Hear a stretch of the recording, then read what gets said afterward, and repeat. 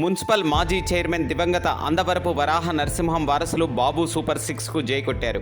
వరం తనయ పైడిశెట్టి జయంతి కుమారులు అందవరపు ప్రసాద్ సంతోష్ గుజరాతీపేటలోని 500 కుటుంబాలతో ఆదివారం తెలుగుదేశం పార్టీలో చేరారు. వారి స్వగృహం వద్ద నిర్వహించిన కార్యక్రమంలో కూటమి ఎంపీ అభ్యర్థి కింజరాపు రామ్మోహన్ నాయుడు, ఎమ్మెల్యే అభ్యర్థి గొండు శంకర్ సమక్షంలో పార్టీలో చేరిన వారికి రామ్మోహన్ నాయుడు కండువాలు వేసి పార్టీలోకి ఆహ్వానించారు.